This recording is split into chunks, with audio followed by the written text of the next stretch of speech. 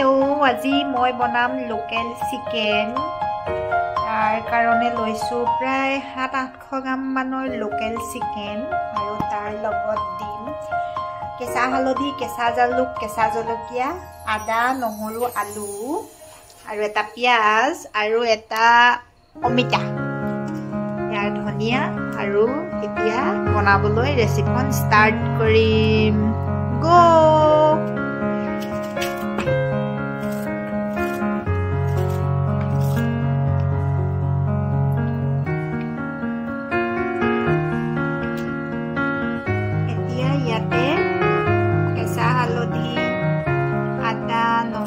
জলকীয়া আৰু কেঁচা জালুকখিনি গোটেইখিনি ধুনীয়াকে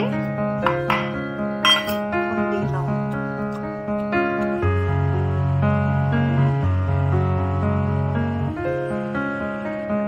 মই মাংসটো বনাম এটা কুকাৰত। প্ৰথমতে গেছটো ধুনীয়াকে জ্বলাই লম।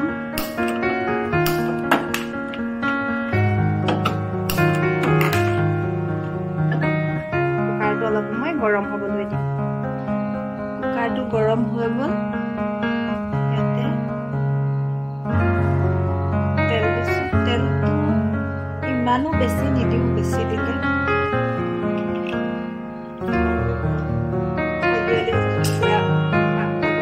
তেল ওলাব।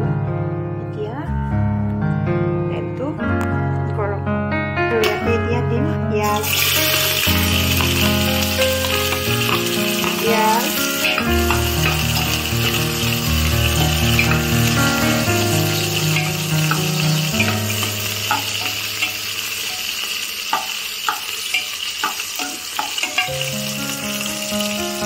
আৰু দুখিলা তেজপাত আৰু 3টা শুকান জলকীয়া।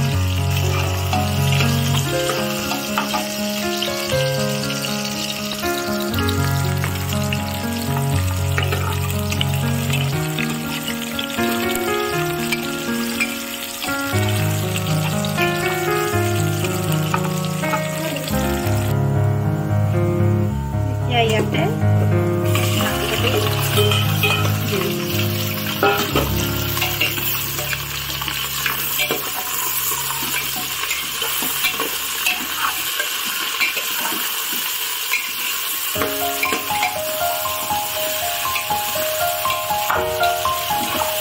মাংসটো লো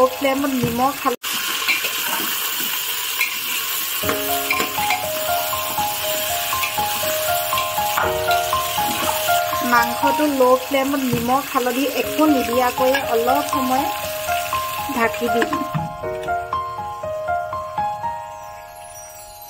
এতিয়া চাওঁচোন মাংসটো কি হৈছে। নিজে নিজে অলপ অলপ তেল ওলাইছে। ভালদৰে লৰাই দিম।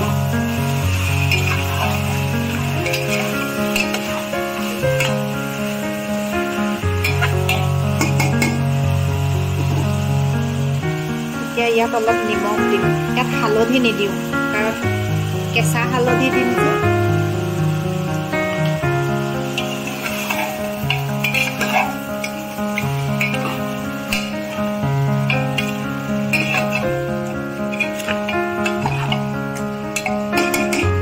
পুনৰ ঢাকন দি থৈ দিম লো ফ্লেমত।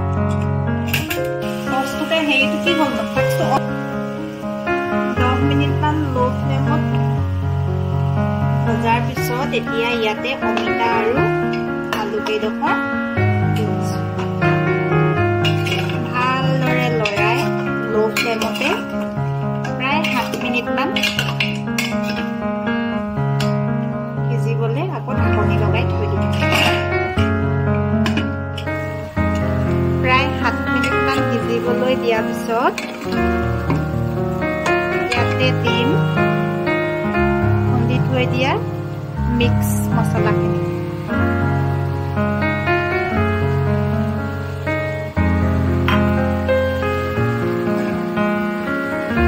ভালদৰে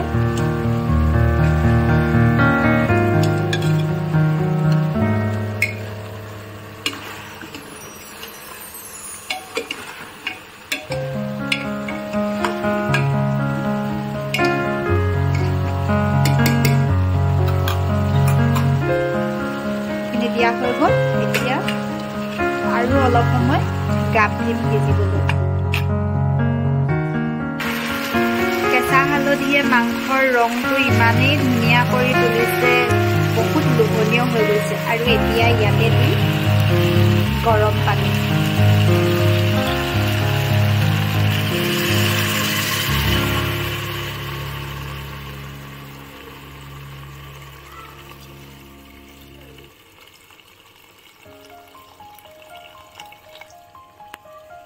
পানীটো মাংসটো ডুব যোৱা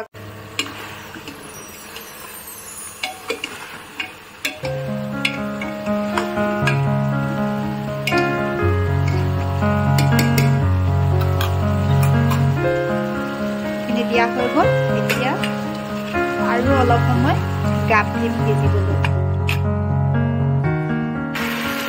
কেঁচা হালধিয়ে মাংসৰ ৰংটো ইমানেই ধুনীয়া কৰি তুলিছে, বহুত লোভনীয় হৈ গৈছে। আৰু এতিয়া ইয়াতে দিম গৰম পানী।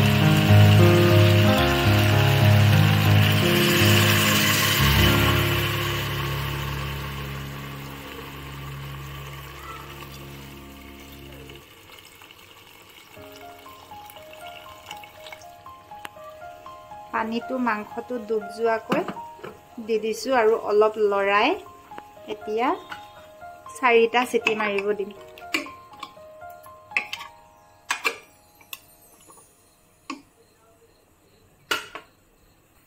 ঢাকনিখন বন্ধ কৰি দিলোঁ, চিটি মাৰিবলৈ বাট চাম। আজি চৰ্দি হৈ থকাৰ কাৰণে এনেদৰে বনাইছোঁ।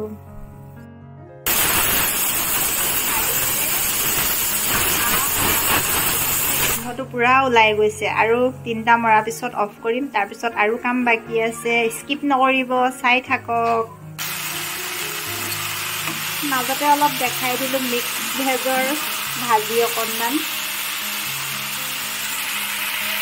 গ্ৰীণ মটৰ, ব্ৰকলি আৰু আলু। কুকাৰৰ চিটি খুলিলে ঢাকনিখন আঁতৰাই চাইছোঁ, চাওকচোন ইমান ধুনীয়া কালাৰ উঠিছে। আৰু ইয়াতে এতিয়া দিম ধনিয়া।